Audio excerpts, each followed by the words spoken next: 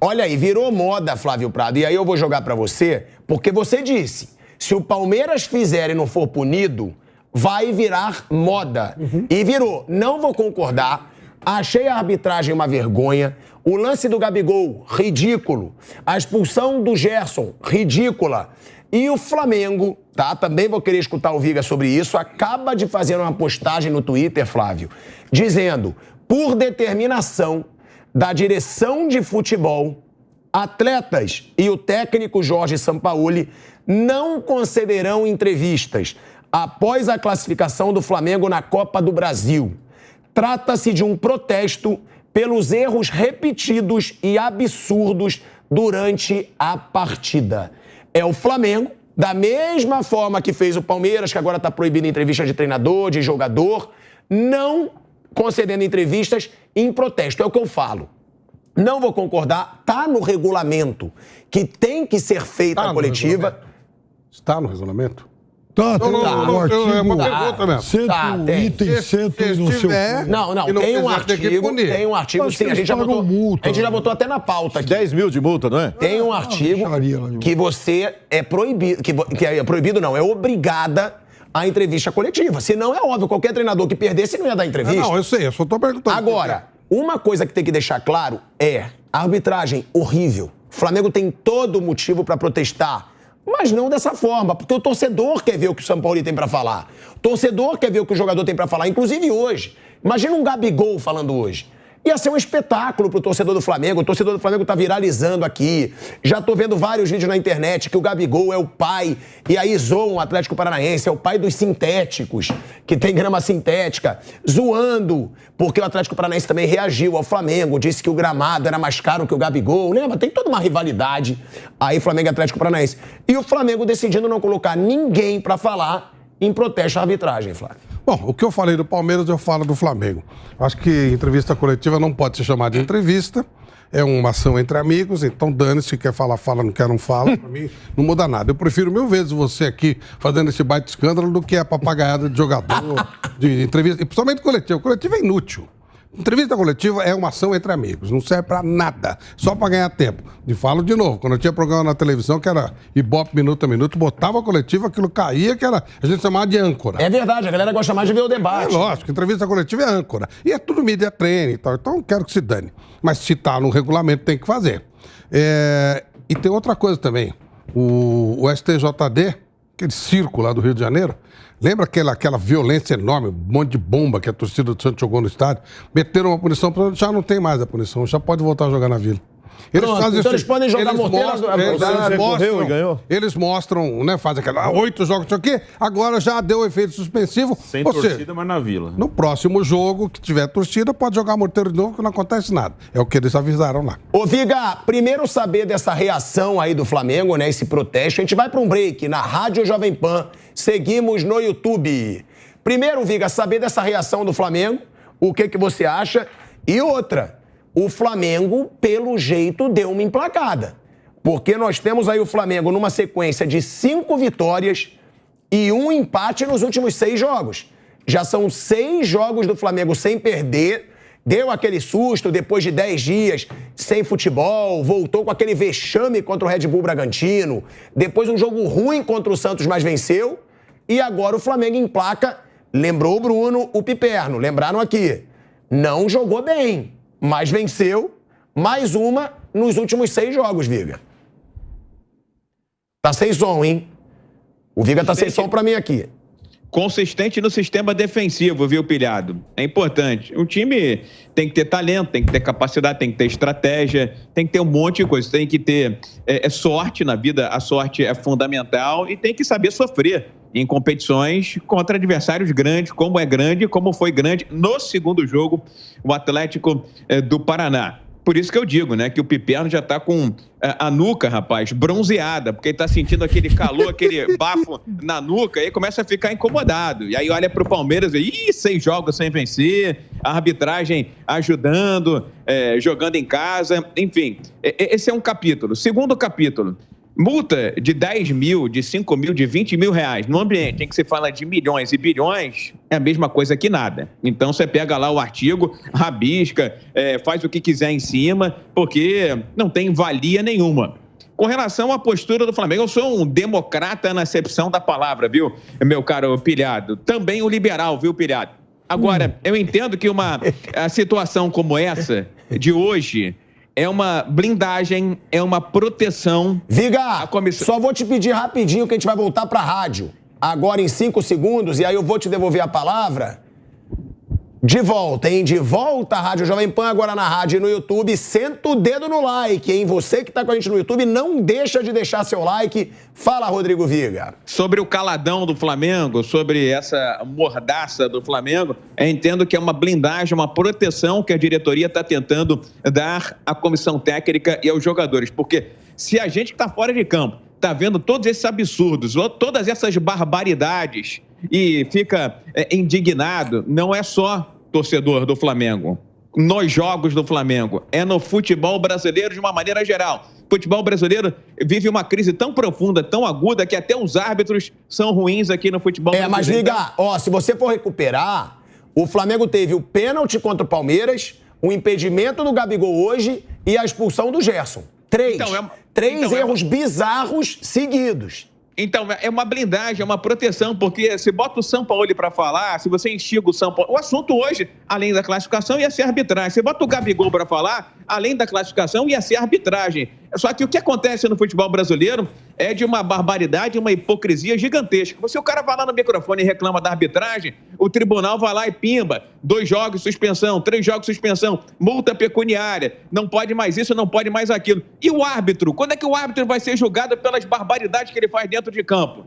Porque fica na mão da CBF. Então fica nesse círculo vicioso em que quando as pessoas têm direito de reclamar, têm direito de se manifestar, têm direito de se pronunciar, elas preferem recuar, preferem se calar com medo da punição, quando na verdade o protagonista e merecedor da punição está ali deixando os seus rastros nos gramados de futebol da Série A, da Série B, da Série C do futebol brasileiro. Então, acho que é uma medida de blindagem e de proteção, porque hoje era dia para comemorar a classificação por parte de jogadores e comissão técnica, mas falar muito da arbitragem, quem vem prejudicando o Flamengo e todos os times do futebol brasileiro a cada rodada. E algo precisa ser feito, Pilhado.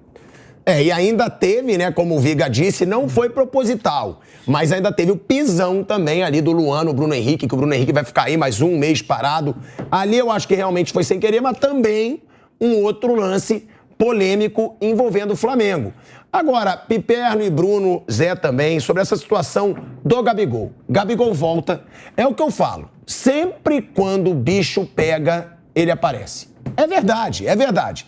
É impressionante. O Gabigol em jogo decisivo, ele aparece, ele debocha o adversário, ele zoa. Torcedor do Flamengo, como qualquer torcedor do Palmeiras, amava o Felipe Melo. Por quê? Que ele ganhava, sacaneava os outros. A mesma coisa o Gabigol, a mesma coisa um Renato Gaúcho da vida. O torcedor gosta, e esse cara vira um personagem. Agora, a gente acompanhou nessa semana, e eu falei com o empresário do Pedro, que é o Maurício Nassif, eu falei com ele, e ele disse, o Pedro teve uma proposta. Chegou uma proposta impressa para o Flamengo? Não, foi por mim. Eu recebi a proposta do Al Hilal, eu levei até o Flamengo uma proposta de cerca de 25 milhões de euros. E o salário do Pedro seria 5 vezes maior. Meu Deus. O Flamengo negou. O Flamengo negou, mas o Flamengo, de acordo com ele, pela primeira vez se abriu para escutar. Antes o Flamengo nem escutava. Agora, isso é informação, tá? Eu falei com o empresário do Pedro. Agora, o Pedro, pelo jeito, isso aí não foi o empresário que me falou, que aí eu li, que parece que o Al Hilal já estaria oferecendo mais de 30 milhões de euros. E um salário gigantesco para o Pedro. Isso eu li. Aí já não foi informação do empresário do Pedro, como foi antes. O Pedro é banco do Gabigol no time do Sampaoli. Porque o Sampaoli não bota os dois juntos. Será que isso colabora para uma possível saída do Pedro numa proposta exorbitante da Arábia ou não? Eu acho que, por enquanto, não. Vejam, lá atrás... Aliás, ô Viga, até em homenagem a você, escrevi hoje no Twitter que o gigante eliminou o emergente na Copa do Brasil. E acho até que o Atlético Paranaense hoje... Mostra a nuca aí, Piperno, mostra a nuca aí. Tá bronzeadinha, né? Não, faz, porque assim, a gente gosta de atender bem o freguês. Agora, sobre isso, o Palmeiras, uma vez, um ano e meio atrás, ofereceu 20 milhões de euros pelo Pedro. E olha que o Palmeiras é um clube pão duro para isso. O Flamengo nem escutou. O Flamengo nem escutou. A multa acho que é de 100, o negócio. Até porque ia reforçar o rival, né? Exatamente, reforçar o rival. Então, também acho que por 25 o Flamengo não liberaria.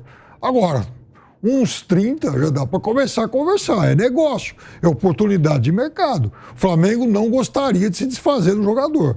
Mas se vem um saco de dinheiro desse tamanho aí, obviamente, o Flamengo também não rasga dinheiro. Aí tem o lado do clube e do jogador. O Pedro tem contrato, né? Se o Flamengo, ele vai ter que negociar com o Flamengo se tiver uma proposta, e aí o clube pode liberar ou não. Do lado do jogador, eu falo o que eu falo sempre. Se eu sou ele, eu já estava no aeroporto. Uma proposta dessa, ainda mais que o futebol é extremamente ingrato. Se você ganha, você é bom. Se você perde, você é um lixo. Eu já estava no aeroporto sentadinho esperando o avião.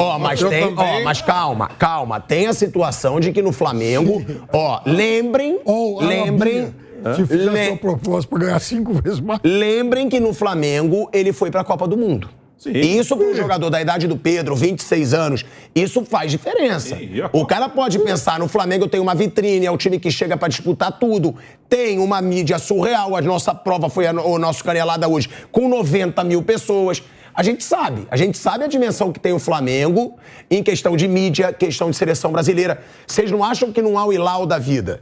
O Pedro teria menos chance de seleção do que no Flamengo? Tudo bem, o Cristiano Ronaldo tá lá. Tá bom, mas ninguém vê jogo da Liga Árabe. Bom, primeiro eu acho que vão começar a ver. Segundo, se não tiver chance na seleção, dane-se. A Copa dele ganhando 5 vezes mais, meu nego. Mas pelo amor de Deus. E ele não ganha. No aeroporto com a mala não, e ele não ganha uma cesta básica. Ele já tem um baita salário no Flamengo. Imagina esse baita salário multiplicado por 5, mas se ele não for, ele vai se arrepender muito se ele não for. Pode ter certeza que daqui uns 15, 20 anos ele vai falar, putz, eu tô rico, mas eu podia estar bilionário. Sabe? Mas ele também pode falar, joguei na seleção brasileira, fui campeão de tudo pelo Flamengo. Já ganhou. Tá ótimo.